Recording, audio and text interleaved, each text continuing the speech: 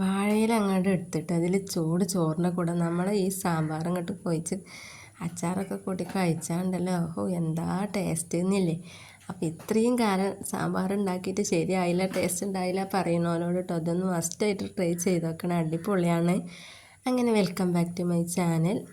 Subscribe ചെയ്യാതെയാണ് video കാണുന്നുണ്ടെങ്കിൽ ഒന്ന് സബ്സ്ക്രൈബ് ചെയ്ത് സപ്പോർട്ട് ചെയ്യണേ. അപ്പോൾ ആവശ്യമുള്ള വെജിറ്റബിൾസൊക്കെ എടുത്തിട്ടുണ്ട്, അത് നിങ്ങൾ ഇഷ്ടംപോലെ എടുത്തോളൂ. പിന്നെ വെണ്ടയ്ക്കയും മുരിങ്ങക്കായും നിർബന്ധമാണല്ലോ, അപ്പോൾ അതെടുത്തിട്ടുണ്ട്. അതുപോലെ പുളി എടുത്തിട്ടുണ്ട്, തക്കാളി എടുത്തിട്ടുണ്ട്. പിന്നെ വറുത്ത് വെച്ച സാമ്പാറാണ്. അപ്പോൾ തേങ്ങ വറുക്കാൻ വേണ്ടിയിട്ട് തേങ്ങ, ചെറിയ ഉള്ളി, കറിവേപ്പില, മല്ലിപ്പൊടി, മുളക് പൊടി അതൊക്കെ കൂട്ടിയിട്ടാട്ടോ വറുത്തെടുത്തിട്ടുള്ളത്. അങ്ങനെ പരിപ്പ് അടുപ്പത്ത് വെച്ചിരുന്ന പരിപ്പ് വന്ന ശേഷം ഞാൻ അതിലേക്ക് വെജിറ്റബിൾസ് ചേർത്ത് കൊടുത്തിട്ടുണ്ട്. പിന്നെ മഞ്ഞൾപ്പൊടി മാത്രമാണ് കേട്ടോ അതിൽ ഞാൻ ചേർക്കുന്നത് ഇപ്പോൾ, കാരണം മുളക് പൊടിയും മല്ലിപ്പൊടിയും തേങ്ങ വറുത്തപ്പോൾ ചേർത്തിട്ടുണ്ടല്ലോ. അപ്പോൾ ഇങ്ങനെ വെജിറ്റബിൾസ് വന്ന ശേഷം നമുക്ക് തക്കാളി, വെണ്ടക്കയും മുരിങ്ങക്കായും അതിൽ വേവിച്ചെടുക്കാം കേട്ടോ. നല്ലപോലെ വെന്ത് ഉടയരുത് മുരിങ്ങക്കായും വെണ്ടയ്ക്കൊന്നും കേട്ടോ. അതിലിങ്ങനെ കിടക്കണ കാണുമ്പോഴാണല്ലോ സാമ്പാറിനൊരു ഗുമ്മുള്ളൂ കാണാൻ.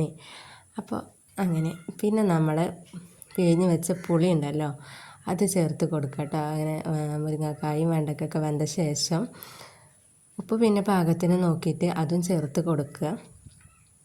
പിന്നെ നമ്മുടെ വറുത്ത് വെച്ച തേങ്ങ അത് അരച്ചെടുത്തിട്ടുണ്ട്, അതും ഇതിലേക്ക് ചേർത്ത് കൊടുക്കണം കേട്ടോ. അതിൽ ഞാൻ തേങ്ങ വറുക്കാൻ വേണ്ടിയിട്ട് ചേർത്ത് ഞാൻ പറഞ്ഞല്ലോ, മല്ലിപ്പൊടി ചേർത്തിട്ടുണ്ട്, മുളക് പൊടി ചേർത്തിട്ടുണ്ട്, അതുപോലെ കായം, ഉലുവ,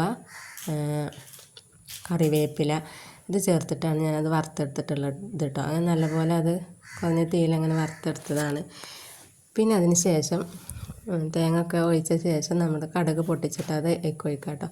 കടുകും കറിവേപ്പിലയും സാമ്പാർ പൊടി മാത്രമാണ് കേട്ടോ വെളിച്ചെണ്ണയിൽ ഞാൻ തൂമിച്ചെടുത്തിട്ടുള്ളത്. അത് നമ്മുടെ തിളച്ച തേങ്ങ ഒക്കെ ഒഴിച്ച് സാമ്പാറിലേക്ക് അങ്ങോട്ട് ഒഴിച്ച് കൊടുക്കാം കേട്ടോ. അങ്ങനെ മല്ലി ചപ്പൊക്കെ ചേർത്ത് നമ്മുടെ അടിപൊളി സാമ്പാർ റെഡി ആയിട്ടുണ്ട് കേട്ടോ. അത് മസ്റ്റായിട്ടും ട്രൈ ചെയ്ത് നോക്കണേ. ഇത് ഉണ്ടാക്കി കൊടുത്താൽ നിങ്ങളെ ഫേവറേറ്റ് ഫുഡാവട്ടത്, എല്ലാവർക്കും ഇഷ്ടപ്പെട്ടു പോകും. അപ്പോൾ അടുത്ത വീഡിയോ ആയിട്ട് വരുന്നത് വരെ ബായ്.